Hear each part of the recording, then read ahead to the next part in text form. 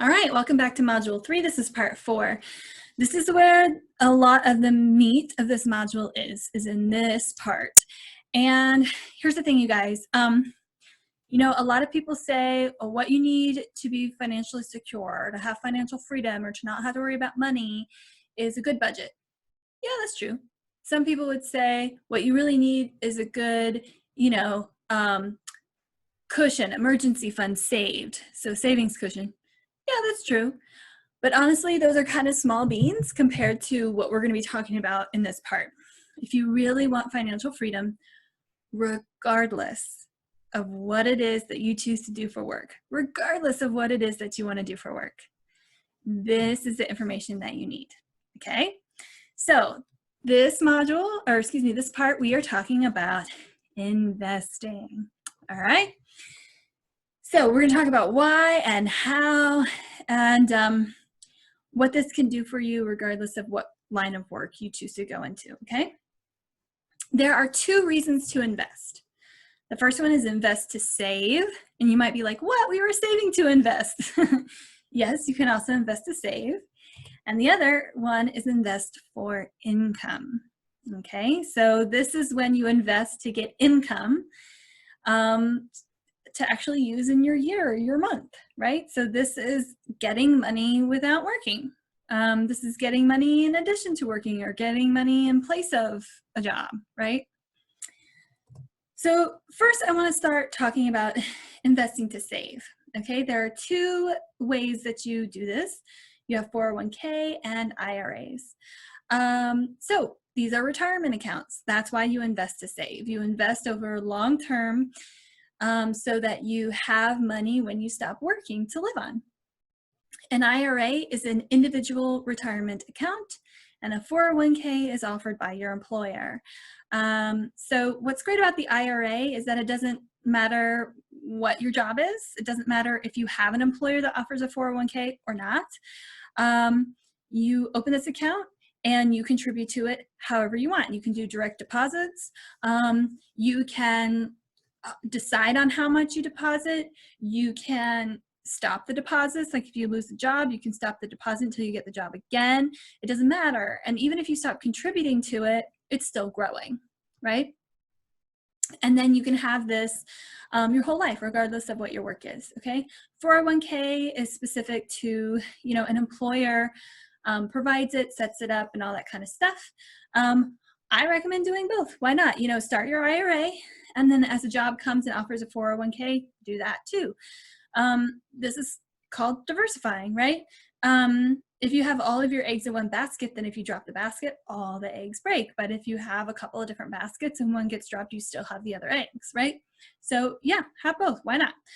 We'll get into a little bit more about these in a minute. Not too much detail, but before we talk about them more, I do want to talk really quickly about what compound interest is, because this is going to be important for particularly retirement accounts, but really kind of any kind of investment that's like this. And a lot of people think compound interest is a really complicated thing, but it's not. So I'm going to use an example here. This is actually from Dave Ramsey's. I'm taking the story from him. Thank you, Dave. A story of Ben, an author, and this is going to explain how compound interest works and why it's so cool, okay?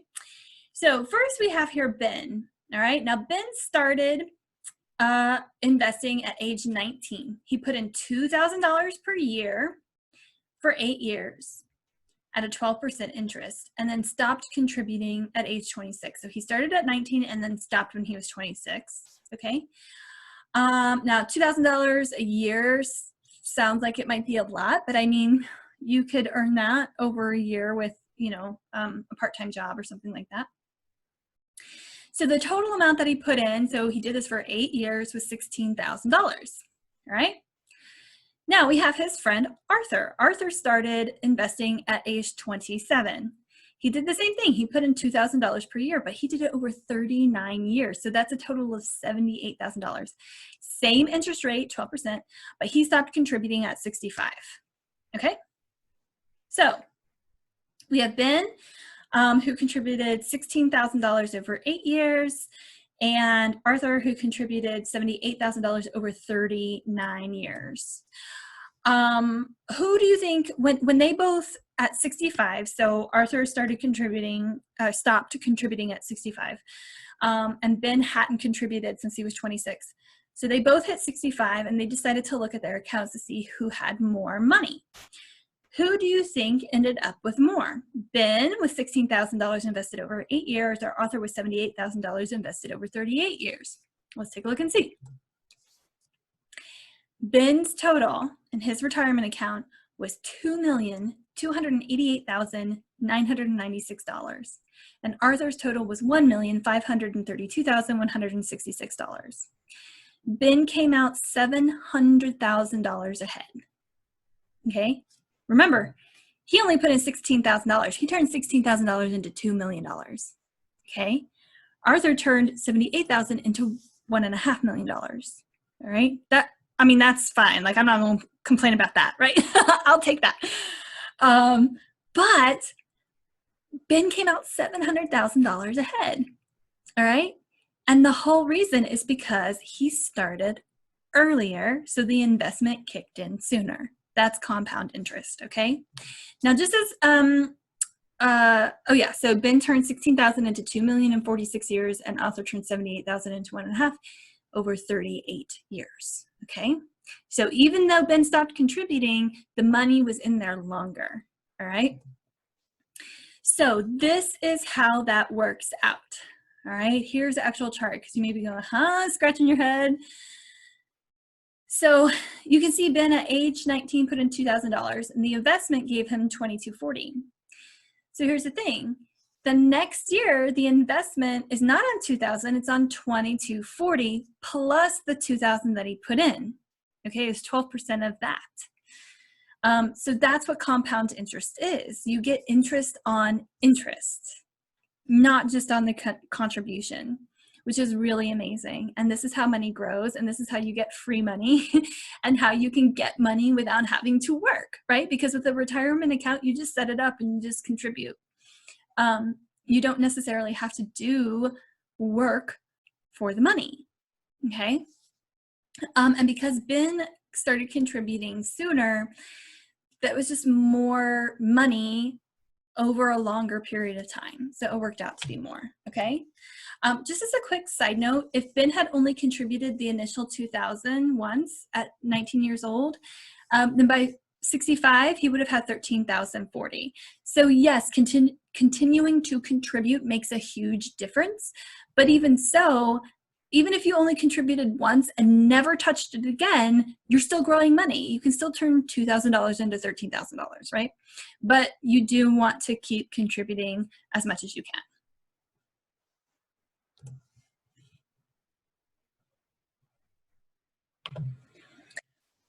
Okay, so with that being said, a couple more things real quick about these retirement accounts before we move on to other types of investing. First thing is this, with your 401k, you'll hear something called employer matching, or you hear people say max out your matching, okay?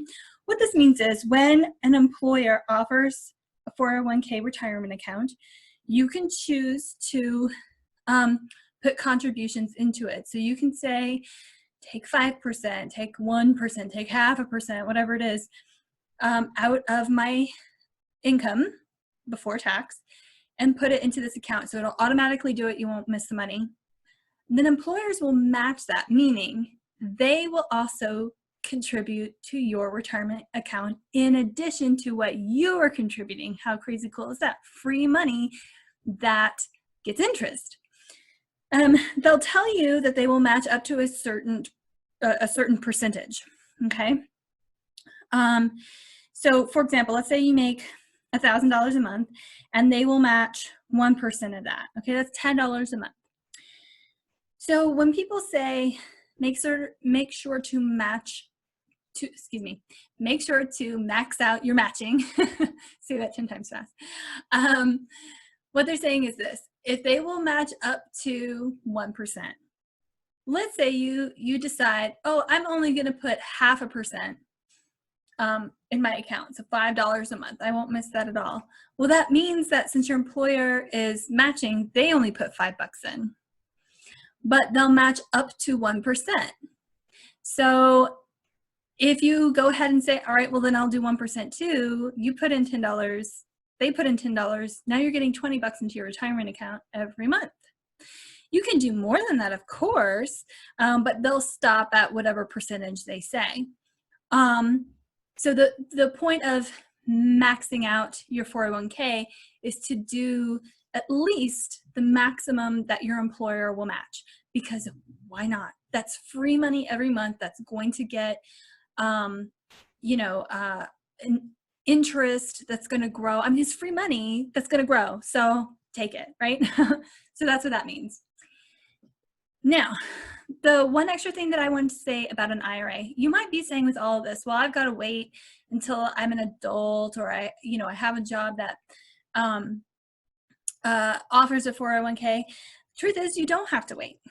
You can start an IRA even as a minor.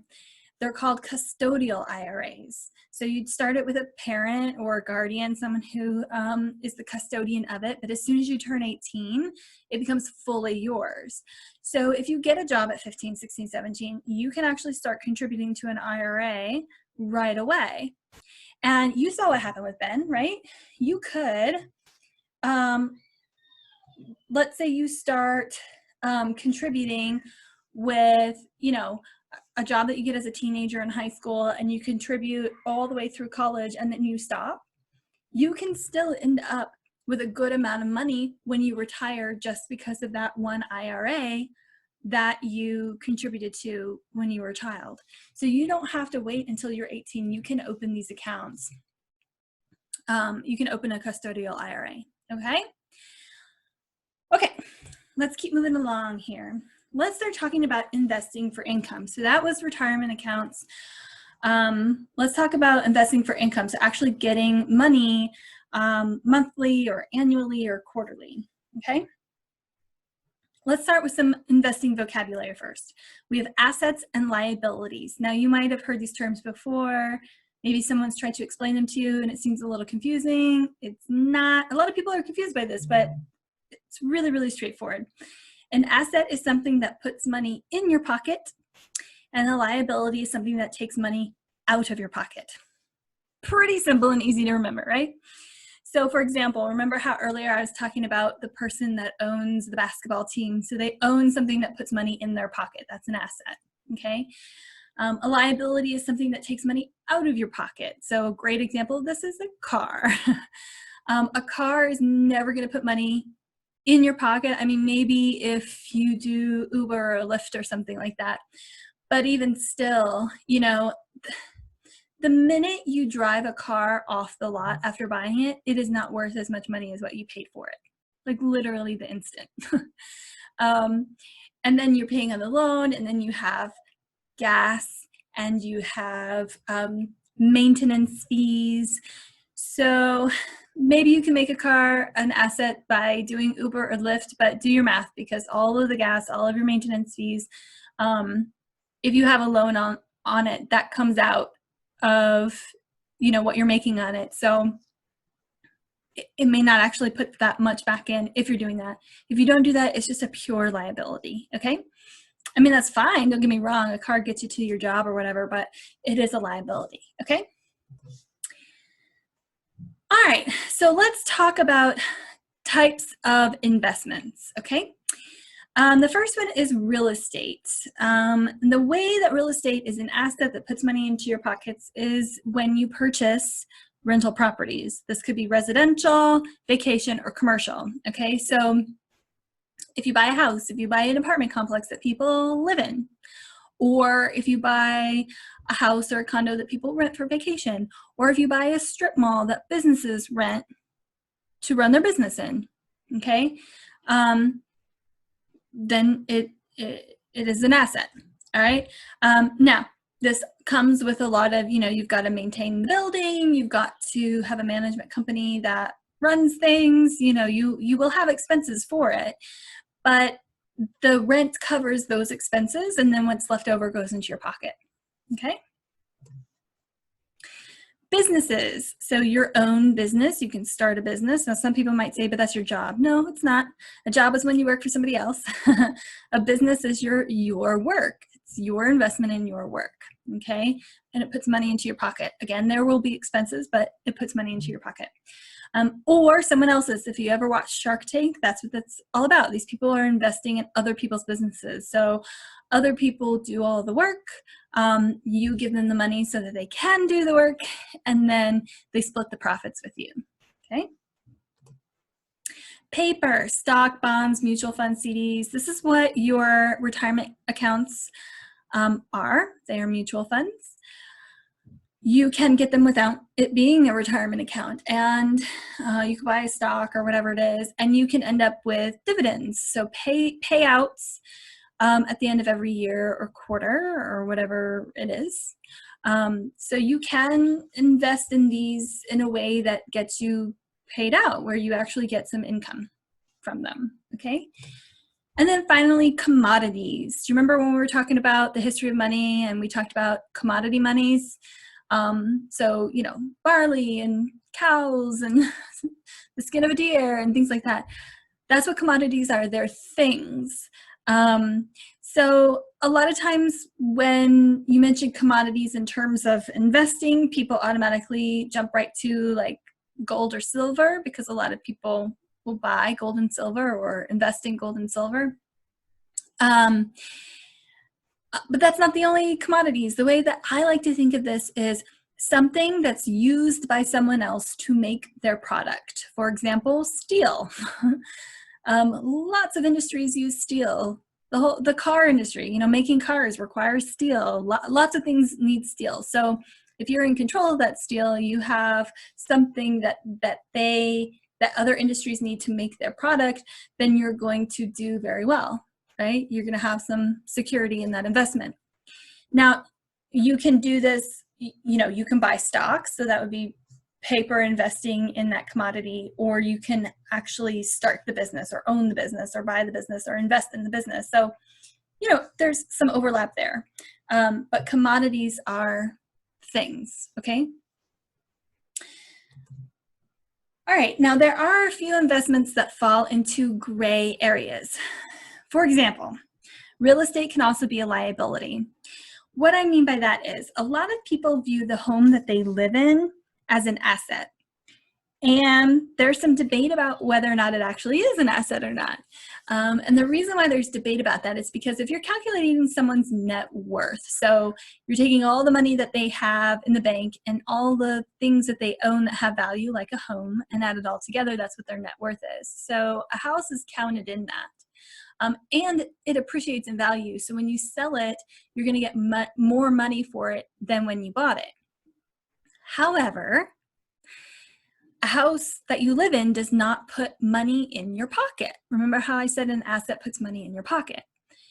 It doesn't put money in your pocket while you're living in it. It takes money out. You're paying on the mortgage. And even if you do buy it outright or pay off your mortgage, you still have repairs and maintenance and upkeep and all of those things.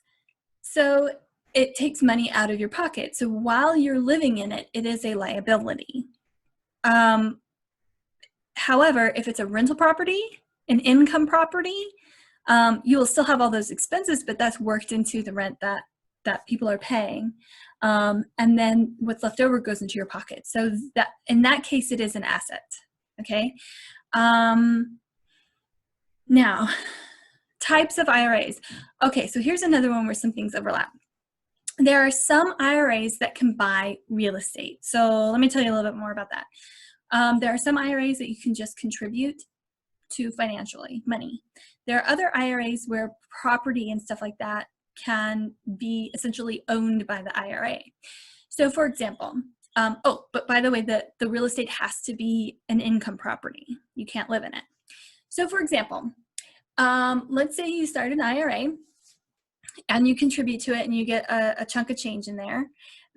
If it's the right kind of IRA, you can actually buy property with it. So you can take the money that's in that IRA and use it to buy a house. Normally when you take money out of a retirement account before your retirement age, there are penalties on it, but because this IRA can own property, there's no penalty for it. What you do is you buy the property, and then all the it's all managed and everything as you normally would. You know, the rental covers management, repairs, and all that kind of stuff.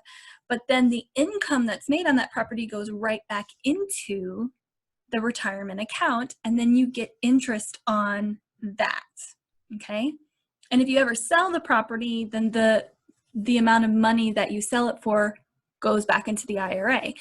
So in this case, you would own the real estate not as, you know, your regular budget income, but as retirement income. But what's great about this is you're not having to contribute to that retirement account out of your regular budget. Instead, you have an asset, something that is contributing the money to that account for you regularly and ongoing, so you can really grow that account. And because it's a rental property, if you do, say you do a vacation one, you can go vacation there sometimes too, right? I mean, think about that for a second. Imagine buying like a house on the beach or a condo on the beach that you can vacation at sometimes too, and then it just grows your retirement account to an amazing, cool amount. And then when you retire, you know, you can buy the property yourself, or you can sell it, or whatever. So that is an option as well. There are lots of different things that you can do with that. Okay. All right, let's keep moving along. All right, so you might be asking, what should I invest in? Well, you definitely want to start a retirement account as soon as you can. Okay. If you wind up with a job that offers 401k matching, do it and max that out. And yes, you can have both of them at the same time. That's diversifying, okay? Now, for some people, they might want to invest for income, so to supplement an income of a job or as a main source of income. In that case, you know, a lot of people say do what you love. Investors say invest in what you love. So what do you love? Invest in it. Now, here's one point that I do want to make. If you do invest as your main source of income, the cool thing is that you don't need to go to college for that, and you can become very wealthy without a college degree that way. However, you still need to do your homework, because just buying something, you know, a commodity or a property or whatever, is not necessarily going to absolutely make you money or make you as much money as you want it to, or whatever it is, right? You've got to do your homework. Make sure you buy at the right time and the right location, the right whatever it is. So, you know, there are seminars that you can go to. There are programs, you know, educational programs and courses that you can take. There are books that you can read. You don't necessarily need a college degree, but you still want to do your homework so that you're making smart investment decisions. Okay? All right, putting it all together. Here's the thing, you guys. The average millionaire has 7 streams of income. Here's what I want you to keep in mind. It used to be the advice for being financially free or stable or whatever you want to call it was in get a good job that has a salary so that you have an income every month that you can rely on. Stay with it for a long, long, long time so that you get your retirement when you leave it. So now that's a 401k, it used to be a pension, right? The thing is, that's not good advice anymore. It used to be, but it's not anymore. Having one source of income is now very, very risky. So yes, you want to have a good plan for your money. Yes, you want to have your savings accounts with your emergency funds in it. But if you really want financial freedom and financial security, you need to have more than one source of income. Because if one goes away, then you have the others that are still bringing in income. It's about having a constant stream of money. If one goes away, you're still bringing in money from others. You can revamp and get that one reset and going, okay? So what does this look like? What does it mean to have multiple streams of income? It can look like a lot of different things. So you could have more than one job. You could have a partner that is also working. Okay, so that household has more than one income. Let's say you're a real estate investor as your main source of income, okay? If you have an apartment building that people live in, if you have a condo on the beach that people rent, that's 2 sources. Maybe you write a book. Maybe you coach other people who want to be real estate investors. Those are 2 more sources of income, okay? Let's say you're an influencer. You have a YouTube channel, you have Instagram, and you have merch. That's 3 sources of income, okay?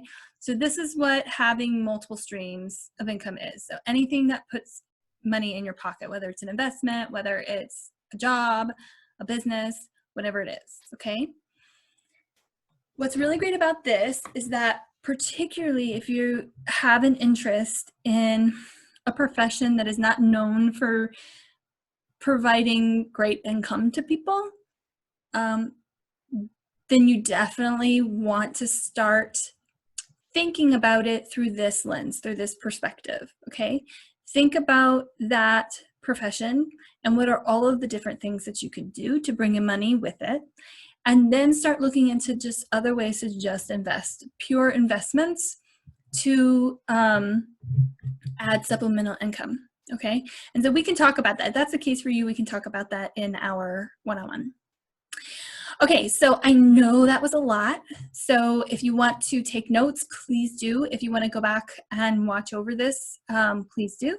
We can also talk about it in our one-on-one, but this is going to be the main stuff that I want you to keep in mind. If you want to not have to worry about money, if you want to have financial freedom, then it's all about multiple streams of income. And today I explained to you how investing works and what the different ways are to invest. Just make sure that you do your research and your homework before you jump in on something. But you can do that while you're saving up your investment seed, right? All right, I will see you in the next part.